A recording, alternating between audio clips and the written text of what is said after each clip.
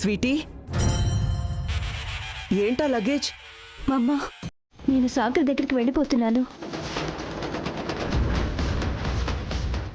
నాకు సాగర్ కావాలి మమ్మ.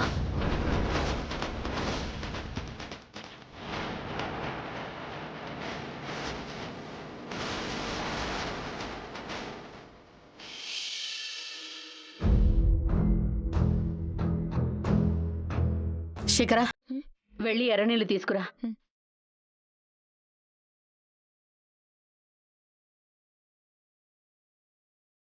మమ్మీ,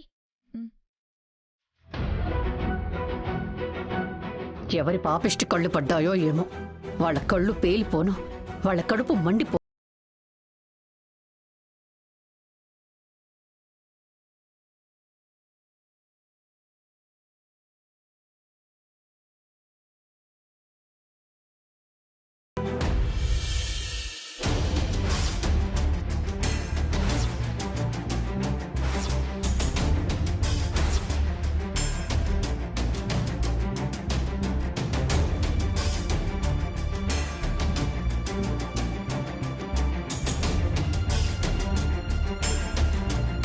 అన్నయ్య, ఏంట్రా గుమ్మం వైపు అంత క్యూరియస్గా చూస్తున్నావు?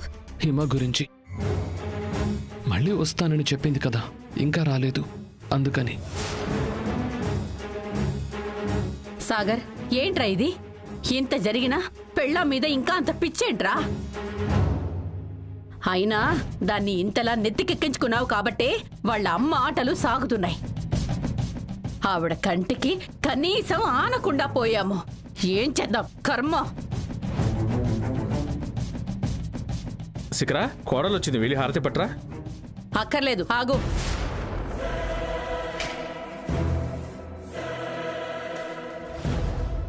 హారతి పట్టి ఆహ్వానించేంత పద్ధతులు వాళ్ళ తల్లిగారింట్లో ఏం పాటించారని ఇక్కడ పెట్టినింట్లో పాటించడానికి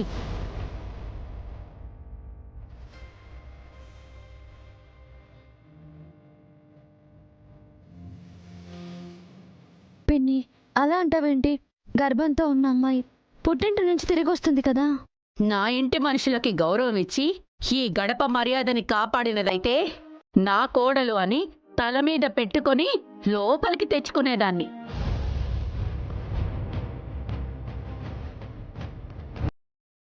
10 మందిలో మేము తలదించుకునేలా చేసింది. ఈరోజు నా బిడ్డ ఆ పరిస్థితుల్లో ఉన్నాడంటే ఇది కదా కారణం?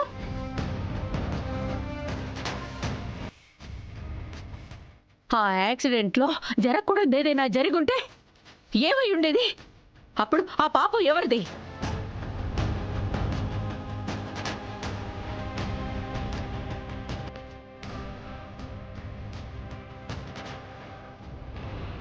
దేవుడు చల్లగా చూశాడు కాబట్టి సరిపోయింది. లేదంటే ఇంటిల్లు పాది ఏడుస్తూ కూర్చునేవాళ్ళం.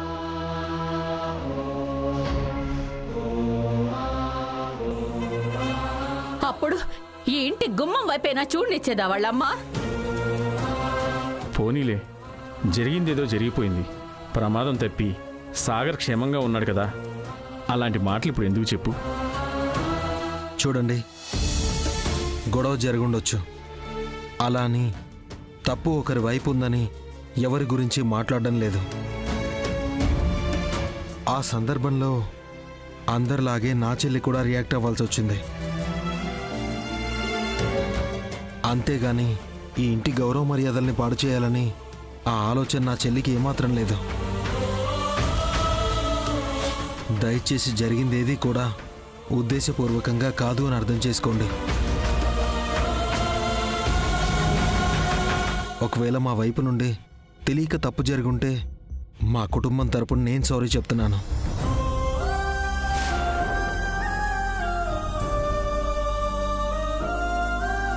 ఇక ముందు ఎప్పుడు నా చెల్లి తరపున కానీ మా కుటుంబం తరపున కానీ ఏ తప్పు జరగకుండా నేను చూసుకుంటాను.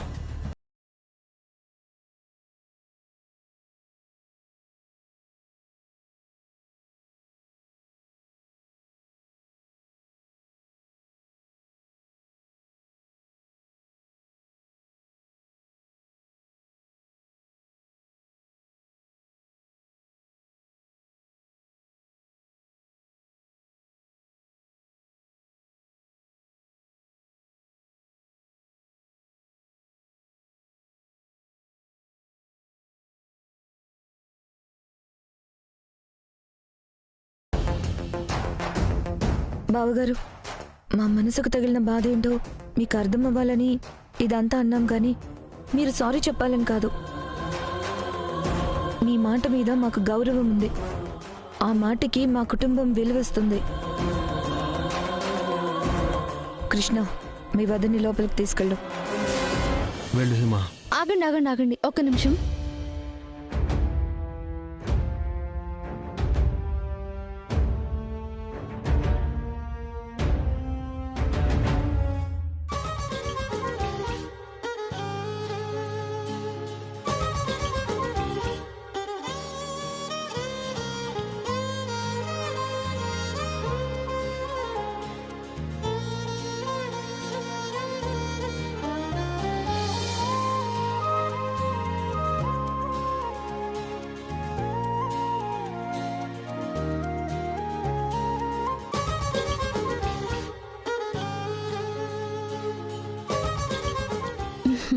రా.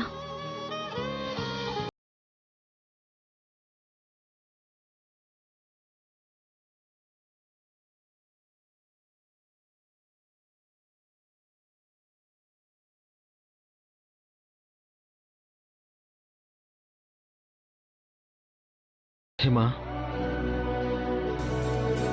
సరే మరి మేం బయలుదేరుతాం. జాగ్రత్త. వెళ్ళొస్తాను హిమా.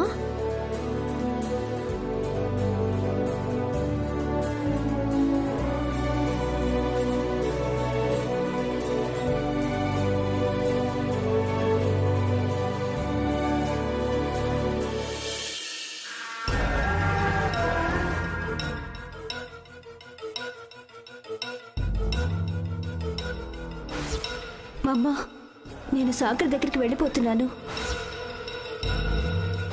నాకు సాగర్ కావాలి మమ్మా. నన్ను మా అత్తారింటికి పంపించు.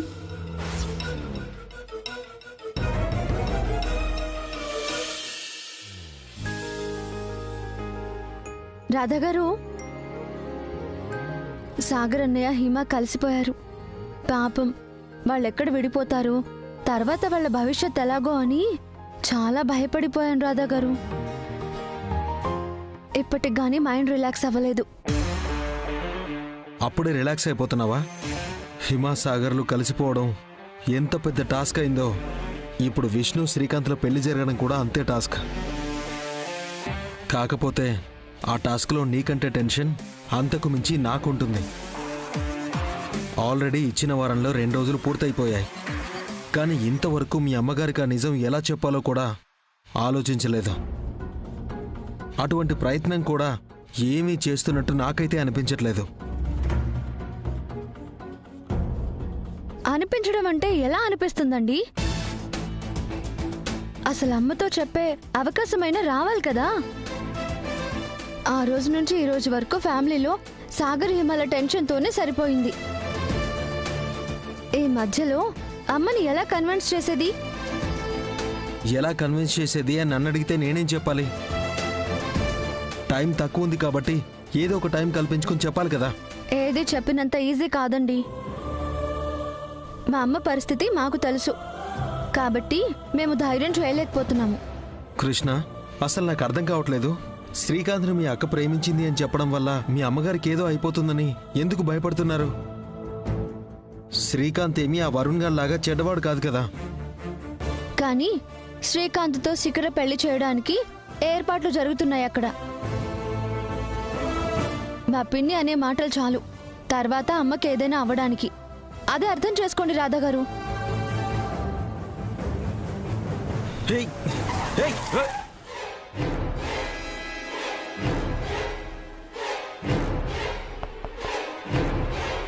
హలో బాసు, ఏంటా డ్రైవింగ్?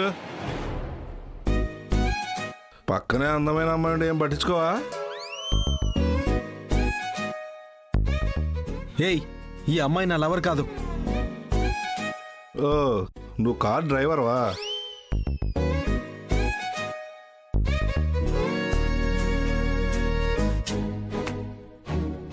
ఏయ్, నా అవతారం చూస్తుంటే డ్రైవర్లా కనిపిస్తున్నానా? కాస్ట్లీ డ్రైవర్ అన్నమాట. కాస్త చూసుకుని డ్రైవ్ చేయమ్మా.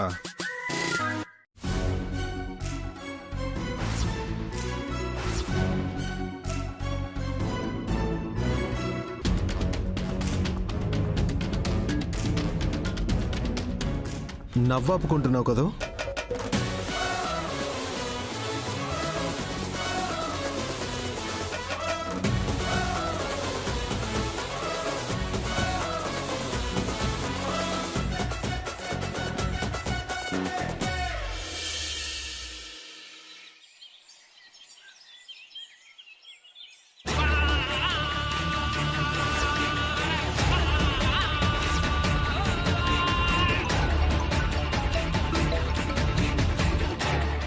మేడం, చాలాసేపటి నుంచి నేనే మీకు కాల్ చేద్దాం అనుకుంటున్నాను, కానీ మనం అనుకున్నదంతా రివర్స్ అయిపోయింది కదా మేడం.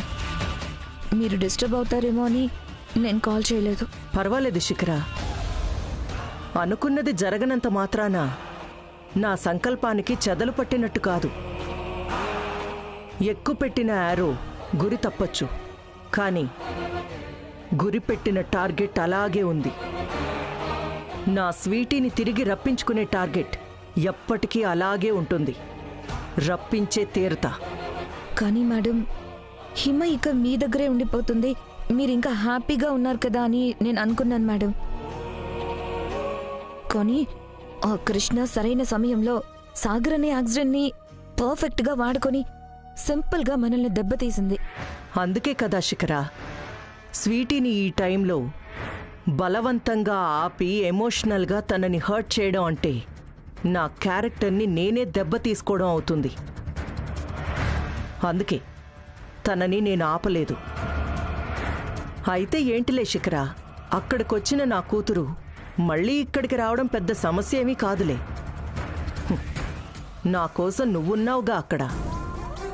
తప్పకుండా మేడం, నేను ఈ ఇంట్లో ఉన్నా ఎప్పటికైనా మీ ఇంట్లో ఉండాల్సిన మీ మనిషిని. మేడం, ఎలాగో హిమ మా ఇంటికి వచ్చేసింది కాబట్టి ఆటోమేటిక్గా శ్రీకాంత్తో నా పెళ్లి విషయం కూడా మళ్ళీ సెట్ అయిపోయినట్టే కదా మేడం. సో మీరు సపోర్ట్ చేస్తే ఈ శుభకార్యం కూడా తొందరగా అయిపోతుంది. ఏమంటారు మేడం? తప్పకుండా శిఖర, నా సపోర్ట్ నీకుగాక ఇంకెవరికిస్తాను? ఆ విష్ణుకిస్తానా? అది ఎప్పటికీ జరగదు. Thank you madam, thank you so much. ఉంటాను మేడం.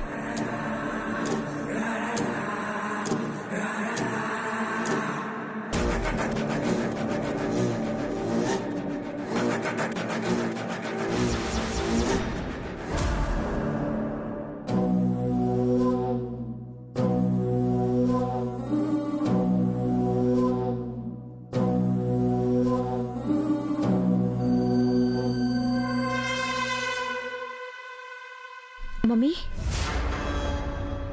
చెప్పమ్మా. హిమ వదిన ఎలాగో మన ఇంటికి వచ్చేసింది కదా మమ్మీ. ఇంకా ఆ ఇంటితో గొడవ కూడా సర్దుమనిగినట్టే కదా. మరి ఆ పెళ్లి ముహూర్తం ఏదో. ఇదిగో, నేను ఆల్రెడీ అదే పనిలో ఉన్నానమ్మా. ఎప్పుడెప్పుడు ఆ శ్రీకాంత్తో నీ పెళ్లి జరిపించాలా అని కళ్ళల్లో ఒత్తులు వేసుకొని మరీ ఎదురు చూస్తున్నాను.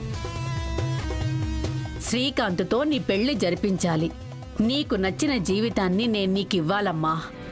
ఆ విషయంలో ఏ మార్పు లేదు. అది కరెక్టే మమ్మీ, కానీ అదేదో తొందరగా జరిగిపోతే మంచిది కదా. అసలే ఏ క్షణంలో ఏమవుతుందో, ఎలాంటి ట్విస్ట్లు ఫేస్ చేయాల్సి వస్తుందో అని భయంగా ఉంది మమ్మీ. అలాంటి భయాలు ఏవీ పెట్టుకోకు శిఖరా. ఆల్రెడీ విష్ణువును కూడా ఎమోషనల్గా లాక్ చేసేశాము. ఇంకేంటి చెప్పు? టెన్షన్ మొత్తం అక్కడే ఉంది మమ్మీ. ఒకవేళ ఆ విష్ణుకి మళ్ళీ శ్రీకాంత్ మీద ఆశ పుట్టి పెద్దమ్మతో జరిగింది మొత్తం చెప్పేస్తే ఏంటి పరిస్థితి? అది చెప్పదు శిఖరా. దాని గురించి నాకు తెలుసు కాబట్టే కదా ఏ పాయింట్లో కొడితే దాన్ని లాక్ చేయగలమో అలాగే చేశాను. వాళ్ళమ్మకి నిజం తెలిసి గుండె ఆగిపోవడం కన్నా ఇలా ప్రేమని త్యాగం చేయటమే కరెక్ట్ అనుకుంది. ఇంకేంటి బాధ?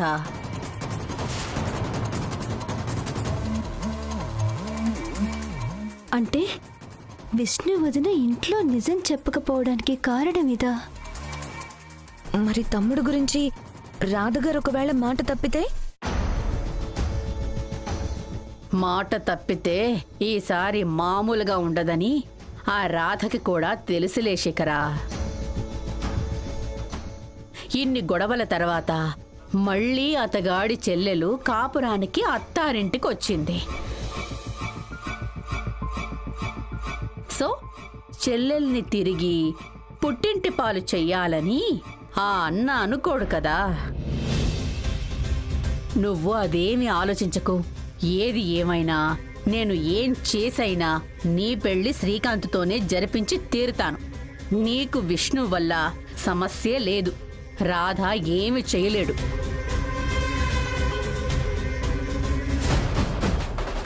అంటే విష్ణు వదిన ఇంట్లో నిజం చెప్పకపోవడం మూలంగా అన్నయ్య కూడా ఏం చేయలేకపోతున్నాడు. అర్జెంటుగా అన్నయ్యకి నిజం చెప్పాలి.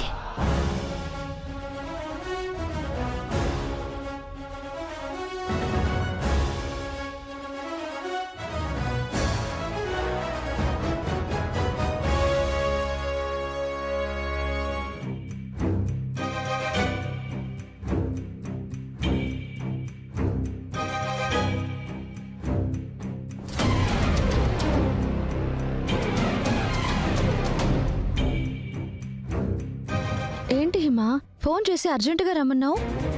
ఒక్క నిమిషం, ఈ వీడియో చూడు. ఏది ఏమైనా నేను ఏం చేసైనా నీ పెళ్లి శ్రీకాంత్తోనే జరిపించి తీరుతాను.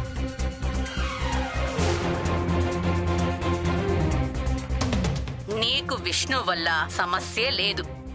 రాధ ఏమి చేయలేడు.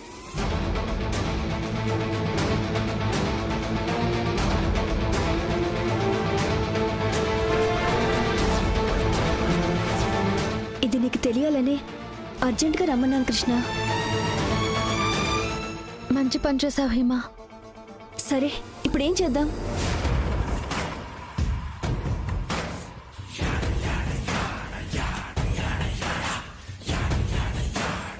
నేను కాదు హిమా, నువ్వే చేయాలి. నేనా? అవును. ఏంటది? మా పిన్ని శిఖరా శ్రీకాంతుల జాతకం ఒక పంతులు గారికి ఇచ్చింది. నువ్వే ఆ పంతులతో మాట్లాడి తారాగారింట్లో పెద్ద కొడుకు రాధాగారికి పెళ్లి చేయకుండా చిన్న కొడుకు శ్రీకాంత్కి పెళ్లి చేస్తే శ్రీకాంత్కి ప్రాణగండం ఉందని రేపు నిశ్చితార్థ ముహూర్తం అప్పుడు ఆ పంతుల్ని పిలిపించి నువ్వే అతని చేత చెప్పించాలి. నేనా? అవును. నేను ఇంతకు ముందు శిఖరా శ్రీకాంతుల నిశ్చితార్థం చెడగొట్టడానికి చాలా ప్రయత్నాలు చేశాను. నేను పంతుల్ని తీసుకొచ్చి చెప్పిస్తే ఎవరూ నమ్మరు. అందుకే ఆ పంతులతో నిన్నే మాట్లాడమంటున్నా. నిశ్చితార్థం అప్పుడు నువ్వే పంతుల్ని తీసుకొచ్చి మనం అనుకున్నట్టు చెప్పిస్తే ప్రస్తుతానికి నిశ్చితార్థం ఆపొచ్చు. ఆ తర్వాత ఏం చేయాలో తర్వాత ఆలోచిద్దాం.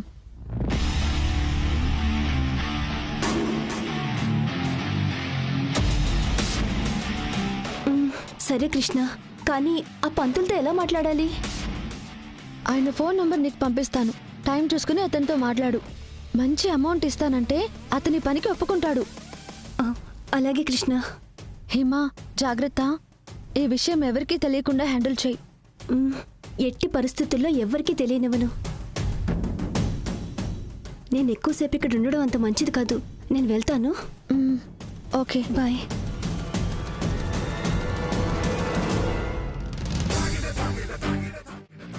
ఈ నిశ్చితార్థాన్ని ఎట్టి పరిస్థితుల్లో జరగనివ్వను.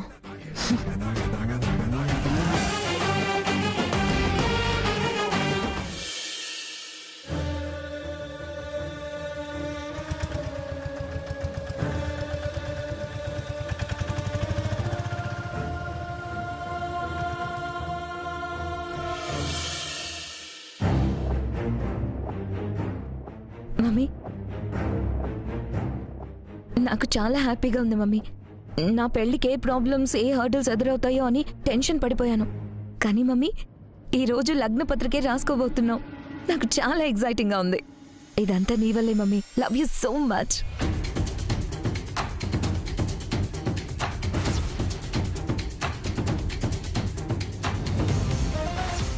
నీ సంతోషమే కదా నాకు ముఖ్యం. నువ్వు కోరుకున్న వాణ్ణి నీకిచ్చి పెళ్లి చేయటం కన్నా నాకు కావాల్సింది ఏముంటుంది శిఖర? నా బిడ్డ జీవితంలో సుఖంగా ఉండాలి. దానికోసం నేను ఏదైనా చేయడానికి సిద్ధం. I know mummy, I know. I'm so lucky కూడా. నువ్వు నా గురించి ఎంత కేరింగ్గా ఆలోచిస్తున్నావో, జరిగిందంతా మర్చిపోయి తారగారు కూడా నాకు సపోర్ట్ చేస్తున్నారు. అందుకే ఆవిడే పంతులు గారితో మాట్లాడి లగ్నపత్రిక ఏర్పాట్లన్నీ చేసేశారు. అవునమ్మా, అయినా మనలో మనం ఎన్ననుకున్నా అయిన వాళ్ళం కాకుండా పోతామా? అవును మమ్మీ.